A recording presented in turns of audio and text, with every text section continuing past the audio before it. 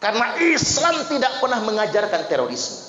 Justru Islam mewajibkan kita semua memerangi terorisme. Sampai 20 kali Nabi sebutkan, kalian semua wajib memerangi mereka. Fa inna fi qatlihim ajran liman qatalahu yaumal qiyamah. Karena sesungguhnya memerangi mereka itu pahalanya sangat besar bagi yang memeranginya pada hari kiamat nanti.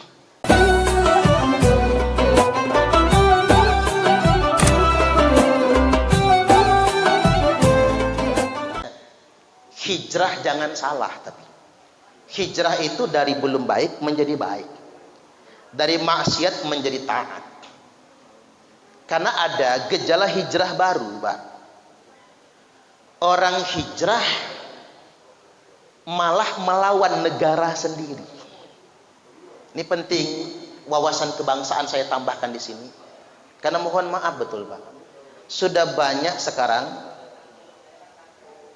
di antara aparatur sipil negara, dia nerima gaji dari negara, tapi mengkafir-kafirkan negaranya sendiri. Kan itu masalah gitu. Dia hijrah, tapi dia menolak sistem kenegaraannya sendiri, negara kesatuan Republik Indonesia, dan ingin menegakkan khilafah. Nah ini perlu diklarifikasi. Hijrah yang begitu hijrah yang salah. Nah saya perlu tegaskan begini Bapak Ibu, materi tambahan. Mendirikan khilafah itu tidak ada perintahnya dalam Quran dan hadis. Jadi ingin mendirikan khilafah itu mubadir, termasuk berbuat bid'ah, mengada-ngada di dalam Islam. Terus kemudian mereka ngejawab, Ustaz, memang mendirikan khilafah itu nggak ada perintahnya, tapi kan juga nggak ada larangannya. Nah, ini mulai ngakuin Pak. Semua kelompok-kelompok yang ingin mendirikan khilafah, mereka mengakui nggak ada perintahnya, tapi nggak ada larangannya. Inilah masalahnya. Orang yang hendak mendirikan khilafah itu sama saja dia ingin membubarkan negaranya sendiri. Ini yang jadi masalah. Yang muncul adalah bugot, memberontak kepada pemerintah sendiri. Dan yang dicemaskan di Lampung, Pak, penangkapan kemarin itu yang ditangkap itu diantaranya aparatur sipil negara, PNS yang ditangkap itu, guru-guru di sekolah. Loh gimana muridnya? Nah saya ngobrol sama anggota JI, Jamaah Islamiyah, yang tobat, ikrar setia NKRI, melepas baiatnya dari JI. Bagaimana kok mereka bisa terekrut? Ya gara-gara hijrah itu. Yang tadinya nggak taat jadi taat. Cuman ngajinya salah. Dan 50% di antara mereka Bapak Ibu direkrutnya sejak umur SMA. Direkrutnya itu Pak. Diajak main futsal, habis main futsal dipinggirkan, didoktrin. Negara Indonesia ini negara kafir, negara togut, hormat bendera itu haram. Mulai sedemikian rupa. Nah kita harus antisipasi. Ada perkembangan positif. Generasi kita semakin religius, tapi ada yang religiusnya salah. Direkrut oleh kelompok-kelompok tertentu untuk melawan negaranya sendiri. Makanya Nabi Sallallahu Alaihi Wasallam bersabda, "Man khola'a yadan min ta'atin." Barang siapa yang melepaskan tangannya dari ketaatan kepada pemerintah yang sah, laqiyallahu yaumal qiyamati la hujjatalah. Dia akan bangkit ketemu Allah pada hari kiamat nanti tanpa hujjah sama sekali. Wa man mata walaysa fi unuqi bay'atun mata mitatan jahiliyah. Barang siapa yang mati dalam keadaan memberontak kepada pemerintah yang sah, maka matinya mati jahiliyah. Alih-alih hijrah ingin taat, malah matinya mati jahiliyah. Terus ada yang nanya sama saya, Pak Ustadz, itu kan mereka itu yang dituduh-tuduh itu dalam tanda kutip kan orang soleh semua. Masa orang soleh begitu? Ini saya ingin kasih jawaban sama Bapak Ibu biar nggak salah. Nabi bersabda, yakhruju qaumun min ummati, akan keluar sekelompok orang di tengah-tengah umat, yaqra'unal Qur'an, mereka semua fasih membaca Al-Qur'an, bahkan menghafal Quran. Makanya teroris yang membunuh Imam Ali itu Bapak Ibu hafal Quran 30 juz. Yang membunuh Imam Ali itu hafal Quran 30 juz. Abdurrahman bin Muljam. Laisa qira'atukum ila qira'atihim bisyai', di mana bacaan Quran kalian tidak ada apa-apanya jika dibandingkan dengan bacaan Quran mereka. Wala salatukum ila salatihim bisyai', salat kalian tidak ada apa-apanya dibandingkan dengan salat mereka. Wala siyamukum ila siyamihim bisyai', puasa kalian tidak ada apa-apanya dibandingkan dengan puasa mereka. Jadi jangan heran Pak, mereka soleh sangat, bacaan Al-Qur'annya dihatamkan dalam sholat tahajud paling telat seminggu sekali. Sholatnya nggak ada apa-apanya sholat kita, puasa mereka tidak ada apa-apanya puasa kita. Dan Nabi menegaskan, yahkiru ahadukum amalahum min amalihim, salah seorang di antara kalian akan merasa minder kalau membandingkan amalnya dengan amal mereka semua. Tapi ingat kata Nabi, wa yaqtuluna ahlal Islam, mereka akan mengkafir-kafirkan, memerangi dan menghalalkan darah sesama saudara Islamnya sendiri, dan menghalalkan darah saudara non-Islamnya. Padahal Nabi bersabda, man qatala nafsan mu'ahadan lam yarah raihatal jannah, barang siapa yang membunuh jiwa non-muslim, maka dia tidak akan mencium baunya surga. Jangankan surganya, baunya surga saja dia tidak dapatkan. Maka kata Nabi, jangan tertipu dengan kesolehan mereka, jangan tertipu dengan ketakwaan mereka. Fa idza kharaju faqtuluhum, apabila mereka sudah keluar, perangi mereka. Tsumma idza kharaju faqtuluhum, apabila mereka sudah keluar, perangi mereka. Tsumma idza kharaju faqtuluhum, apabila mereka sudah keluar, perangi mereka semua. Nabi sebutkan sampai 20 kali kewajiban memerangi mereka, jangan tertipu oleh kesolehan mereka. Maksud saya begini Bapak Ibu, terakhir ya kesimpulannya, Densus 88 dan semua aparat negara yang memerangi terorisme itu ada di pihak yang benar, karena kewajiban. Jadi umat Islam jangan membela pihak yang salah. Dan ingat, Islam bukan agama teroris. Betul nggak kira-kira? Karena Islam tidak pernah mengajarkan terorisme.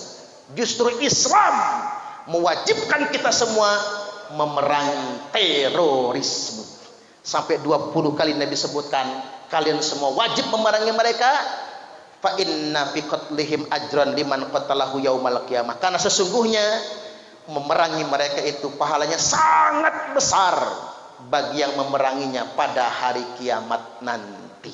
Ternyata ketika proses dijalani, hasilnya juga akan menunggu. Hasil tidak akan pernah mengkhianati proses. Setuju gak kira-kira? Man jadda wajada, barang siapa yang bersungguh-sungguh pasti akan mendapatkan hasilnya. Baik, saya kembali lagi bahwasanya di momentum pergantian tahun, di tahun baru ini, harapannya di tahun ini kita akan jauh lebih baik lagi. Allahumma amin. Ada hadis Pak, tapi orang mempertentangkan ini hadis atau bukan. Tapi katakanlah ini ungkapan yang luar biasa, ucapan yang utama. Disebutkan bahwasanya mangkana yaumuhu khairam min amtihi khairam min amsihi fahuwa rabih. Barang siapa yang hari ininya, kekiniannya lebih baik daripada hari kemarin, dia adalah orang yang beruntung. Kalau tahun ini lebih baik daripada tahun kemarin, itu orang yang beruntung. Wa man kana yaumuhu mithla amsihi fahuwa maghbun. Dan barang siapa yang hari ini sama dengan hari yang kemarin, dia adalah orang yang tertipu. Ya, kalau prestasi kita di tahun 2022 ini sama dengan prestasi di tahun yang lalu, dia orang yang tertipu. Wa man kana yaumuhu syarram min amsihi fahuwa mal'un. Nah, yang gak enak itu yang ketiga ini. Barang siapa yang hari ini lebih buruk daripada hari kemarin, dia orang yang terlaknat. Gak enak nyebutnya. Kalau prestasi kita di tahun 2022 ini lebih buruk daripada tahun kemarin, maka dia adalah orang yang terlaknat. Mudah-mudahan tahun ini kita semua jauh lebih baik lagi. Allahumma amin. Nah, bagaimana agar kita jauh lebih baik? Bagaimana cara menjadikan bekerja adalah ibadah? Karena kalau ibadah itu cuma sholat saja, Bapak Ibu, ya dikit banget. Kalau bekerja itu cuma sholat saja, sholat nggak nyampe 5 menit. Nah, agar kita sepenuhnya menjadi ibadah, kata Imam Ali karamallahu wajhah, niatkan segala sesuatu yang engkau kerjakan lillah, semata-mata karena Allah, maka itu akan menjadi ibadah. Ada dosa yang tidak bisa dihapuskan dengan sholat. Ada banyak dosa yang tidak bisa diampuni karena puasa, zakat, bahkan sedekah. Tapi dosa itu bisa diampuni dengan kalian bekerja ikhlas. Jadi kita peras keringat. Jam kerja sekarang berapa, Pak? Dari jam berapa sampai jam berapa? Jam 7.30 sampai jam 16. Luar biasa. Jadi jam 7.30 sampai pukul 16 sore. Ini kalau diniatkan ibadah, ini sungguh besar nilai pahalanya di sisi Allah Subhanahu wa taala. Makanya Nabi bersabda, man kutila duna ahlihi fahuwa syahid. Barang siapa yang mati membela keluarganya, mati syahid. Man kutila duna malihi fahuwa syahid. Barang siapa yang mati membela hartanya, mati syahid. Barang siapa yang mati saat mencari nafkah yang halal, maka dia mati syahid. Ya harus halal ya Pak. Ada orang mati karena ngebegal motor, nyari nafkah juga tapi haram. Ada orang mati karena mencari nafkah yang halal, fahuwa syahid, matinya juga mati syahid. Ini kan menunjukkan apa yang kita kerjakan sebagai pegawai, aparatur sipil negara, atau karyawan di kantor kesehatan pelabuhan, tak semata-mata bekerja, tak semata-mata akhir bulan kita gajian akhir bulan atau awal bulan ya? Awal bulan ya. Tak semata-mata masalah gajian, tapi kita bekerja mencari rezeki yang halal. Mudah-mudahan Allah hitung sebagai pahala yang berlipat ganda. Allahumma amin. Kan Nabi pernah Pak menemui tukang pemecah batu, tangannya kapalan, melepuh semua, luka-luka karena pekerjaan yang sangat berat. Lalu oleh Nabi dicium telapak tangannya sambil menangis. Inilah telapak tangan yang pemiliknya selamanya tidak akan dibakar oleh api neraka. Subhanallah. Bekerja loh Pak, mecah batu itu. Ya tapi Bapak Ibu nggak usah mecah-mecahin tangannya di sini ya. Kita kan kerja di ruang ber-AC kan gitu ya Pak. Tapi capeknya kita, lelahnya kita. Namanya bekerja begini kan Pak, itulah yang dikerjakan dari pagi sampai sore. Itulah selalu yang dikerjakan. Kalau jadi ustadz agak mending Pak, keliling ceramah, ketemu orang beda-beda macam-macam kan, masih mending kesana kemari begitu. Nah ketika kita pekerjaan yang dari dulu, dari muda sampai pensiun, itu saja yang dikerjakan. Tapi ketika semuanya lillah, dia akan berbuah pahala yang berlipat ganda. Allahumma amin. Nah ada beberapa hal yang hendak saya sampaikan sebagai akhlak dalam bekerja. Satu, tak urutkan, yakni kejujuran. Bahasa kerennya apa? Integritas. Ini proyek revolusi mental kan integritas. Bahasa agamanya apa? Siddiq. Makanya Nabi itu punya 4 sifat wajib: siddiq, amanah, tabligh, fatonah. Makanya begini Pak Kepala Kantor, kalau se-Indonesia ini pejabat dari atas sampai ke bawah punya siddiq, amanah, tablik patona, Indonesia jadi surga dunia Pak, jadi surga dunia. Ya kita nggak usah ngomong yang tiga akhir lah, yang satu awal saja sidik. Kalau kata Pak B.J. Habibie apa? Seandainya semua pejabat di Indonesia itu korupsinya 2 mobil saja, setelah dapat 2 mobil berhenti korupsi. Kata Pak B.J. Habibie, ini ngomong di Mata Najwa kalau nggak salah ya. Seluruh pejabat Indonesia itu korupsinya 2 mobil saja. Habis korupsi 2 mobil berhenti korupsi, maka Indonesia ini bakal menjadi sangat sejahtera. Itu benar kalau kata Pak B.J. Habibie itu. Ya bayangin aja Pak, anggaran APBN buat pendidikan itu kan 20% per tahun. Dari postur anggaran 2.000 triliun. Berarti berapa itu? 400 triliun. 400 triliun itu nolnya berapa Mbak kira-kira? Itu diketik di kalkulator nggak muat kalkulator Pak, error langsung dia. Alangkah banyaknya 400 triliun itu mestinya kalau benar-benar buat pendidikan, sekolah itu gratis dari PAUD sampai S1 mestinya. Tapi kok mahal betul sekolah sekarang ini. Orang dulu Bapak Ibu banyak anak banyak rezeki, orang dulu. Zaman sekarang takut banyak anak Pak, mahal sekolah. Takut banyak anak zaman sekarang ini. Mengapa kok sekolah tambah mahal? Bahkan sekarang ini jujur-jujurannya jadi belak-belakan ini ya. Saya cemas juga.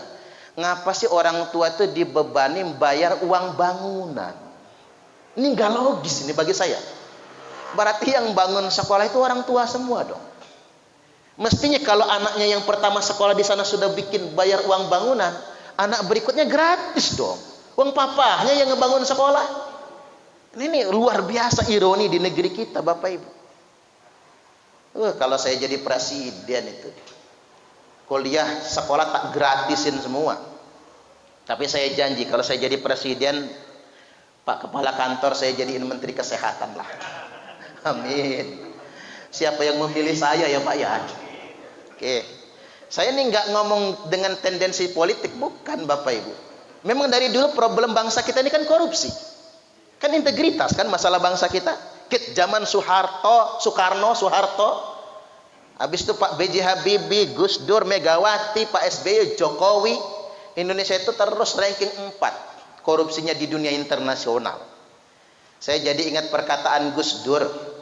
Kata Gus Dur, bangsa di dunia ini ada 4 golongan. Ada bangsa yang sedikit bicara, sedikit bekerja. Ini Nigeria, Somalia, negara melarat, ngomongnya dikit karena lapar. Ada bangsa yang sedikit bicara, banyak bekerja. Ini Jepang, Korea, negaranya seuprit, kecil betul, tapi maju. Bahkan di jajaran teratas di dunia internasional karena mereka sedikit bicara, banyak bekerja. Ada bangsa yang nomor 3, banyak bicara, banyak bekerja.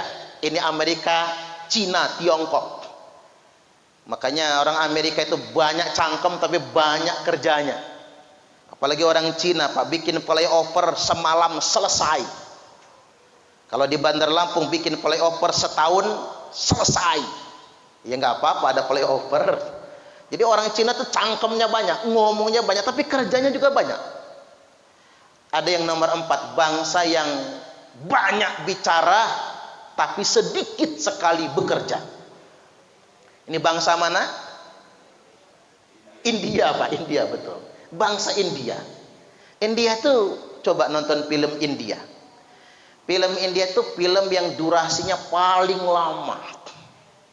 Step by stepnya paling lemot. Makanya mbak-mbak itu kalau suka nonton film India kerjanya juga lemot itu. Loadingnya pelan betul. Jadi banyak bicara tapi sedikit bekerja. Nah Gus Dur ditanya, Gus, Indonesia masuk yang mana? Nomor 1, 2, 3 atau 4? Kata Gus Dur, Indonesia masuk yang nomor 4, nomor 5 maksud saya. Apa itu Gus? Apa yang dibicarakan dengan yang dikerjakan beda. Iya juga ya Pak. Apa yang dibicarakan dengan dikerjakan beda. Ngomongnya ngerap pakai semen 1000 sak. Faktanya yang dipakai cuma 300 sak. Nah ini nih Indonesia ini. Ya kita harus jujur-jujuran Bapak Ibu. Dulu waktu zaman perjuangan, zaman kemerdekaan, ada slogan apa dari Ki Hajar Dewantara? Ingarso suntulodo, ing madyo mangun keso, tuturi handayani. Di zaman modern, era sekarang berubah. Ingarso numpuk bondo, ing madyo mangan konco, tuturi golek rai. Nah ini yang jadi masalah. Orang sekarang berkompetisi untuk mengejar kaya, walaupun harus makan teman sendiri. Kadang-kadang menjegal kawan seiring, menggunting dalam lipatan, menjadi duri dalam daging, bara dalam sekam. Teman sendiri kadang-kadang dimakan. Jangan sampai terjadi yang sedemikian rupa. Jangan membalikkan periuk orang lain. Dosanya gede betul. Setuju nggak kira-kira? Ini krisis integritas di negeri kita ini Bapak Ibu. Makanya menurut saya nomor 1 kalau didik anak tuh poin utamanya integritas, kejujuran. Itu yang nomor 1. Kalau zaman dulu tuh begini, orang tua arogan. Pokoknya nak kamu harus jadi ini jadi itu. Berapapun biayanya papah biayain. Banggakan orang tua. Orang tua dulu arogan Pak. Anak dipaksa menjadi apa yang diinginkan orang tua. Lalu zaman berubah. Orang tua berkata begini, nak, terserah kamu mau jadi apa. Kamu punya cita-cita, papah yang biayai. Lebih demokratis. Tapi belum keren Bapak Ibu. Yang keren yang nomor 3. Terserah nak kamu mau jadi apa. Yang penting kamu jujur. Ini yang keren Pak. Terserah nak kamu mau jadi apa. Jadi ASN jujur. Jadi anggota dewan jujur. Jadi pejabat jujur. Jadi ustadz jujur. Karena ustadz nggak jujur juga banyak Pak. Bininya cuma satu di sana, satu di sana, satu di sono. Artinya ini problem integritas sebetulnya, ini penting. Jadi kalau orang tua sudah bisa ngomong begini, terserah nak, kamu pengen jadi apa. Cuman pesan papa satu saja, jadi apapun kamu, jadilah orang yang jujur, berintegritas. Wah ini baru keren ini Pak, kalau kita berani mengatakan itu kepada anak-anak kita. Mudah-mudahan anak-anak kita, keturunan kita menjadi generasi yang pintar sekaligus benar. Allahumma amin, amin ya rabbal alamin. Baik, kemudian yang berikutnya, yang kedua, di tengah sibuk kayak manapun kita bekerja, sholat 5 waktu tetap harus dijaga, terutama bagi yang muslim. Yang non muslim mengamalkan menurut agamanya masing-masing. Karena ada keterangan begini, hadis qudsi Bapak Ibu, tapi keren. Tafarrag li'ibadati, lapangkanlah waktu untuk menyembahku, kata Allah. Maka amla'u sadraka ginan, kepenuhi dadamu dengan kekayaan. Ini mengapa saya katakan keren? Karena bunyinya begini, jaga sholat, nanti dadamu penuh dengan kekayaan. Allah nggak katakan begini, jaga sholat nanti pangkatmu cepat naik. Tidak. Jaga sholat nanti rumahmu penuh dengan perabotan. Tidak. Jaga sholat nanti kepenuhi tabunganmu sama uang. Tidak. Jaga sholat kepenuhi dadamu dengan kekayaan. Loh, mengapa dada? Karena kaya itu bukan soal harta, tapi kaya itu soal rasa. Setuju gak kira-kira? Saya ambil umpama gini Bapak Ibu, kaya itu relatif. Kalau saya punya tabungan 1 miliar, banyak tidak kira-kira? Wih banyak Pak. Saya kalau nggak punya utang, punya tabungan 1 miliar, agak males kayaknya diundang ceramah. Ini belak-belakan. Maaf Bapak Ibu, Ustadz juga manusia Pak. Ustadz udah mulai sombong tuh. Kalau sudah punya 1 miliar, alangkah banyaknya 1 miliar bagi saya. Tapi alangkah sedikitnya 1 miliar bagi Abu Rizal Bakri. Kalau Abu Rizal Bakri Pak punya tabungan tinggal 1 miliar, stroke dia. Alangkah stresnya dia. Nah kaya itu relatif sekali. Ini buat mbak-mbak ini kayaknya masih banyak yang gadis kan ya kayaknya ya. Apa wajahnya aja yang gadis ya. Buat mbak-mbak ini saya perlu ingatkan soalnya karena umur-umur segini nih kayak panjenengan ini Pak rata-rata sudah masih umur kompetitif ya. Usianya itu masih matre gitu ya. Usia-usia masih begitu. Lihat tetangga beli kulkas panas, tetangga beli ceret mencret, tetangga beli mobil menggigil, tetangga ganti motor gemeter gitu. Masih begitu. Tetangga beli kalung bingung gitu. Usia-usia mbak-mbak ini lirikannya masih tajam. Karena kalau kata Dr. Aisyah Dahlan, perempuan itu pandangan menyamping lebih luas. Kalau laki-laki pandangan ke depan lebih panjang, kurang mampu melirik. Makanya laki-laki berani ngebut Pak. Karena ngapa? Sudah ketebak jangkauannya, panjang. Kalau perempuan diajak ngebut takut. Tapi perempuan punya kelebihan, pandangan ke sampingnya tajam sekali, ngeliriknya tajam. Makanya ibu-ibu, mbak-mbak tuh tahu betul kalau temannya sudah ganti gelang gitu, nambah cincin gitu, tahu betul pokoknya itu. Lirikannya itu loh, tidak harus menoleh, dia tahu Pak. Ini sifat wanita sedemikian rupa. Umur-umur sekitar ini umur-umur masih kompetitif. Saya ini umur masih 39 tahun Pak. Jadi masih umur kompetitif sebetulnya. Jadi belum betul-betul matang. Karena kata Nabi usia matang umat itu 40. Usia matangnya. Jadi kalau saya ini disebut matang belum bisa. Karena secara umur belum nyampe 40 itu. Kita masih berpikir kompetitif, tapi perlu kita ingat bahwasanya kaya itu bukan soal harta, tapi soal rasa. Laisal lagina an kathratil arad. Bukanlah kaya raya itu dikarenakan kalian banyak perhiasan. Apa orang kaya itu kalau kondangan 5 jari dipasangin cincin semua. Bawa tasnya aja begini, begitu masuk taruh digoyang-goyang, tuing tuing tuing. Apa itu orang kaya? Bukan. Apa orang kaya itu pakai gelang sampai ke siku? Wayahnya kondangan sambil berkipas, kuncrang kuncring, kuncrang kuncring, udah kayak ketimpringan. Ada yang pakai kalung gede banget. Saya pernah ngisi ceramah, ibu-ibu sugih, sosialita. Yang sugih sebenarnya lakinya Pak. Ikatan istri titik-titik. Belakangnya nggak usah disebut, nanti dia nonton di YouTube ngambek lagi sama saya. Pengajiannya di Novotel. Begitu saya masuk ballroom, ibu-ibunya berdiri semua. Selamat datang Bapak Ustadz. Kalungnya gede-gede banget. Ada yang segede cilok, bulet. Ada yang kayak somai. Ada yang liontinnya itu loh Pak, segede pentolan bakso setan itu. Gede banget. Saya pikir adalah kalung-kalung model begitu putih-putih itu warnanya ya. Kayak aksesoris tapi mahal-mahal itu. Apa itu orang kaya? Bukan juga. Walakinnal ghina nafsi, tapi kaya yang sebenarnya adalah kaya jiwa kalian semua. Nah, agar kita dikayakan Allah, jaga sholat. Kan sholat juga nggak ngerepotin. Saya dengar kita sudah kumandangkan azan ya Pak. Kumandangkan azan, bagus juga itu. Azan itu kan nggak lama-lama sih. Paling lama juga 5 menit dengan lagu-lagunya kan gitu ya. Kalau yang agak panjang. Dan itu bagian dari ruqyah juga Pak. Kan ini kan kantor ini kantor, namanya kantor. Kalau ada demit, kuntilanak gitu, dengan diazani kan hilang tuh, pada kabur semua. Kalau mau tahu, jin, setan, demit, genderuwo, kuntilanak, kalau mendengarkan azan lari terkentut-kentut. Pernah dengar kentut setan nggak kira-kira? Belum pernah kan?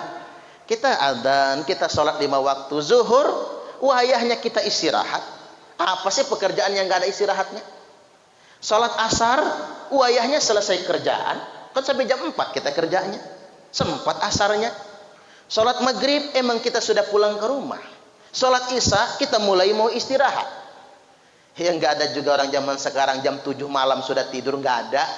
Orang tidurnya malam semua, zaman TV sekarang ini, apalagi zaman media sosial ini, sibuk dengan HP masing-masing. Sholat subuh, memang kita wayahnya sudah bangun. Orang yang nggak pernah bangun subuh pasti penyakitan. Sholat nggak bikin repot, maka jaga sholat. Dan sholat itu kan nggak bikin capek. Saya belum pernah ngelihat orang ngap-ngapan. Ngapa Pak? Capek habis sholat. Nggak ada. Orang kerja capek banyak. Orang nyangkol capek banyak. Orang makan capek ada Pak. Makan bakso 5 mangkok. Ngap, bangun aja nggak bisa lagi. Makan aja capek. Sholat nggak ada yang capek. Jangan sampai kayak kata orang sholat zuhur mepet asar. Asarnya numbur maghrib, maghribnya mentok isya, isyanya ketiduran, subuhnya kesiangan. Ketiban salat subuh niatnya begini, usalli fardhu subhi raka'ataini mustaqbilal qiblati kodoan lillahi ta'ala. Lo kok kodoan Pak? Jam 8 salat subuhnya. Istrinya nyusul, apa kata istrinya? Usalli fardhu subhi raka'ataini mustaqbilal qiblati, kesiangan lillahi ta'ala. Lo kok kesiangan? Jam 9 sholat subuhnya. Nanti anaknya niru, apa kata anaknya? Usalli fardhu subhi wal dhuhri wal asri wal maghribi wal isya'i, kroyoan oplosan lillahi ta'ala. Hancur sholatnya. Walaupun masih mending. Ada orang Jakarta niatnya begini, sholatnya begini, subuh maraton, zuhur ke salon, asar main badminton, maghrib mainin handphone, isya nonton sinetron, mati kena smackdownnya malaikat Israel. Sholat sederhana, nggak sanggup tahajud Bapak Ibu, minimal 5 waktu. Kita jaga itu semua, hidup akan diberkahi oleh Allah Ta'ala. Wa asudda faqraka, dan saat engkau sedang ada kekurangan, kata Allah, aku cukupkan kekurangan. Ya, namanya hidup Bapak Ibu, sekaya-kaya manusia pasti ada masa kurangnya. Betul apa betul? Saya belajar dari Pak Haritanu Sudibyo. Kurang kaya apa dia? Tapi masih ada masa kurangnya. Apa masa kurangnya? Ya kemarin waktu urusan politik misalnya, partainya ada aja kurangnya. Itulah manusia Pak. Sekaya-kaya manusia ada kurangnya. Apalagi cuman kita yang menerima gaji negara. Maka ketika engkau sedang ada kekurangan, kata Allah, aku cukupkan saat engkau mengalami kekurangan. Wa ilam taf'al, tapi apabila kalian semua tidak menjaga sholat, malaktu sodraka suglan, kepenuhi dadamu dengan kesempitan, walam asudda faqroka, dan aku tidak akan mencukupkan saat engkau ada kekurangan. Sholat 2. Lanjut. 3 sekarang Bapak Ibu. Syukur. Nah, jadi orang syukur itu mudah ngucapnya, sulit implementasinya. Orang bijak berkata begini, bukan kaya yang menjadikan Anda bahagia, tapi bahagia yang menjadikan Anda kaya. Bukan kaya yang membuat Anda bersyukur, tapi bersyukur yang membuat Anda jadi kaya. Orang syukur itu begini Bapak Ibu, nerima yang dia punya, tidak open sama punya orang. Capek hidup kita ini, capek kalau ngeliatin nikmat orang. Di atas langit masih ada langit. Kita kaya hari ini, masih banyak yang lebih kaya daripada kita. Capek Bapak Ibu. Rumah kita gede sekarang, besok-besok tunggu saja ada yang bikin rumah lebih gede daripada rumah kita. Alhaqumut takatsur, bermegah-megahan telah melalaikan kalian semua, hatta zurtumul maqabir, sampai kalian dijejalkan ke dalam kubur. Enggak ada selesainya berkompetisi dalam urusan dunia. Makanya ibu saya berkata, tapi ibu saya ini nggak bisa bahasa Indonesia, bisanya bahasa Inggris. Kata ibu saya, halah kinai aban bejalan, tundoi saja baik keting. Tahu artinya nggak kira-kira Pak?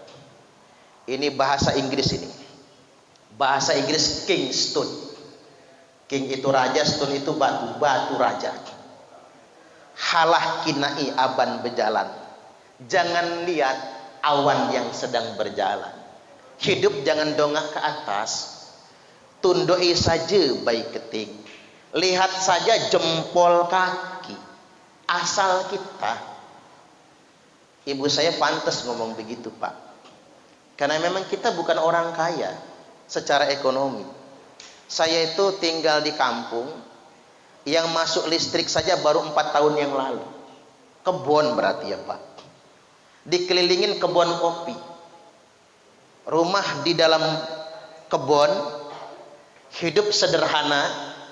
Ibu saya pantas ngomong begitu. Apa kata ibu saya? Nak, ama dihisar lah, lama dihisar. Kalau kita susah, nak, enggak tumben. Dari dulu kita susah. Ama dihi miskin, nak, lah lama dihi miskin. Kalau kita melarat, nak, sudah lama kita melarat. Enggak tumben jadi orang melarat. Ini luar biasa Bapak Ibu, nasihat ibu saya. Jadi jangan ngelihat yang punya orang, syukuri saja yang punyamu sendiri. Makanya Al-Darumus dari Al-Quran, la in syakartum la azidannakum, niscaya jika kalian semua bersyukur maka pasti dan pasti akan ditambahkan nikmat yang lebih gede lagi. Tapi ingat, ekonomi boleh apa adanya, tapi mental nggak boleh miskin. Itu yang diingatkan ibu saya. Nggak boleh nada selamanya. Makanya saya jadi ingat Bapak Ibu, tahun 2008 saya sudah mulai khutbah di kantor gubernur Masjid At-Tanwir itu, Pak. Jadi karena sering khutbah di sana, biro sosial itu ngomong, Ustadz mau umroh enggak? Ya maulah, kata saya. Mau banget. Ya sudah, lengkapin persyaratannya. Bikin surat keterangan tidak mampu. Nah inilah yang masalah, Pak. Saya sih kayak enggak, masih ngontrak waktu itu soalnya. Masih ngontrak, cuman punya motor dikasih orang, bukan beli sendiri. Saya sih bukan merasa kaya, cuman begini Pak, kata saya. Boleh tidak enggak pakai surat keterangan tidak mampu? Enggak bisa katanya. Lo ngapa Ustaz? Enggak, kalau saya pakai surat keterangan tidak mampu takut permanen, kata saya. Saya ini masa depan masih panjang, jangan pakai surat-surat begituan lah, kata saya. Enggak bisa Ustaz. Nah, atau yang kedua Pak, surat keterangan tidak mampunya saya tunjukkan, habis itu saya ambil lagi, mau saya bakar. Enggak bisa juga. Kalau begitu Pak, setelah saya pikir-pikir, kata saya, enggak jadi saya umrohnya. Hanya karena surat keterangan tidak mampu, enggak jadi saya umroh. Saya takut permanen. Saya takut itu jadi mental. Orang Indonesia kan gitu sih Pak, kaya aja ngaku nggak mampu kan, demi dapat billing gitu, demi dapat beasiswa, motor rumah tetangga yang gede geribik, padahal rumahnya di samping mewah, ngaku nggak mampu. 2008 saya nolak umroh hanya gara-gara surat keterangan tidak mampu. 2009 saya dibayari lunas berangkat haji Bapak Ibu, tanpa surat keterangan tidak mampu, oleh pengusaha tambak dari Cirebon. Alhamdulillah. Yakin saja rezeki dari Allah. Makanya sering saya sampaikan, orang Indonesia ini tidak miskin, banyak yang kaya, tapi mentalnya yang miskin. Orang Indonesia itu kan kerjaannya ngeluh, banding-bandingin sama zaman Pak Harto. Kalau saya nggak mau lah. Zaman Pak Harto TV aja nggak punya saya Bapak Ibu, nonton tempat tetangga, ngumpul tempat tetangga. Boro-boro punya motor, sepeda aja nggak kebeli. Kadang-kadang kita ini banyak mengeluh, motor punya 5, mobil punya 1, tapi masih ngeluh juga, masih merasa melarat. Karena apa? Tidak syukur. Bahkan kadang-kadang kita pikirannya kejauhan. Ada ibu-ibu nangis. Ngapa Bu nangis? Ustaz, hidup sekarang susah, biaya sekolah mahal, kuliah juga mahal, gimana anak saya mau kuliah? Saya tanya ibu, kata saya, anak ibu sudah ada yang kuliah? Belum Ustaz, masih PAUD sekarang. Alangkah tangehnya Bapak Ibu, mengkhawatirkan sesuatu yang belum terjadi. Halo? Baik, itu saja dulu ya untuk 3-nya. Saya ingin sampaikan satu yang terakhir Bapak Ibu, minta waktu sedikit lagi. Satu yang terakhir, kita ini ingin hijrah lebih baik lagi. Ingin hijrah lebih taat lagi. Jadi nggak boleh ceramahnya, nggak boleh lama-lama, takut mengganggu jam kerja Bapak Ibu. Tapi saya ingin tegaskan bahwasanya hijrah jangan salah. Tapi hijrah itu dari belum baik menjadi baik, dari maksiat menjadi taat. Karena ada gejala hijrah baru, Pak. Orang hijrah malah melawan negara sendiri. Ini penting, wawasan kebangsaan saya tambahkan di sini. Karena mohon maaf betul Pak, sudah banyak sekarang di antara aparatur sipil negara, dia nerima gaji dari negara, tapi mengkafir-kafirkan negaranya sendiri. Kan itu masalah gitu. Dia hijrah, tapi dia menolak sistem kenegaraannya sendiri, Negara Kesatuan Republik Indonesia, dan ingin menegakkan khilafah. Nah ini perlu diklarifikasi. Hijrah yang begitu hijrah yang salah. Nah saya perlu tegaskan begini Bapak Ibu, materi tambahan. Mendirikan khilafah itu tidak ada perintahnya dalam Quran dan hadis. Jadi ingin mendirikan khilafah itu mubadir, termasuk berbuat bid'ah, mengada-ngada di dalam Islam. Terus kemudian mereka ngejawab, Ustaz, memang mendirikan khilafah itu nggak ada perintahnya, tapi kan juga nggak ada larangannya. Nah, ini mulai ngakuin Pak. Semua kelompok-kelompok yang ingin mendirikan khilafah, mereka mengakui nggak ada perintahnya, tapi nggak ada larangannya. Inilah masalahnya. Orang yang hendak mendirikan khilafah itu sama saja dia ingin membubarkan negaranya sendiri. Ini yang jadi masalah. Yang muncul adalah bugot, memberontak kepada pemerintah sendiri. Dan yang dicemaskan di Lampung, Pak, penangkapan-penangkapan kemarin, itu yang ditangkap itu diantaranya aparatur sipil negara, PNS yang ditangkap itu, guru-guru di sekolah. Loh gimana muridnya? Nah saya ngobrol sama anggota JI, Jamaah Islamiyah, yang tobat, ikrar setia NKRI, melepas baiatnya dari JI. Bagaimana kok mereka bisa terekrut? Ya gara-gara hijrah itu. Yang tadinya nggak taat jadi taat, cuman ngajinya salah. Dan 50% di antara mereka Bapak Ibu direkrutnya sejak umur SMA. Direkrutnya itu Pak. Diajak main futsal, habis main futsal dipinggirkan, didoktrin. Negara Indonesia ini negara kafir, negara togut, hormat bendera itu haram. Mulai sedemikian rupa. Nah kita harus antisipasi. Ada perkembangan positif. Generasi kita semakin religius, tapi ada yang religiusnya salah. Direkrut oleh kelompok-kelompok tertentu untuk melawan negaranya sendiri. Makanya Nabi sallallahu alaihi wasallam bersabda, "Man khala'a yadan min ta'atin." Barang siapa yang melepaskan tangannya dari ketaatan kepada pemerintah yang sah, laqiyallahu yaumal qiyamati la hujjatalah. Dia akan bangkit ketemu Allah pada hari kiamat nanti tanpa hujjah sama sekali. Wa man mata walaysa fi unuqi bay'atun mata mitatan jahiliyah. Barang siapa yang mati dalam keadaan memberontak kepada pemerintah yang sah, maka matinya mati jahiliyah. Alih-alih hijrah ingin taat, malah matinya mati jahiliyah. Terus ada yang nanya sama saya, Pak Ustadz, itu kan mereka itu yang dituduh-tuduh itu dalam tanda kutip kan orang soleh semua. Masa orang soleh begitu? Ini saya ingin kasih jawaban sama Bapak Ibu biar nggak salah. Nabi bersabda, yakhruju qaumun min ummati, akan keluar sekelompok orang di tengah-tengah umat.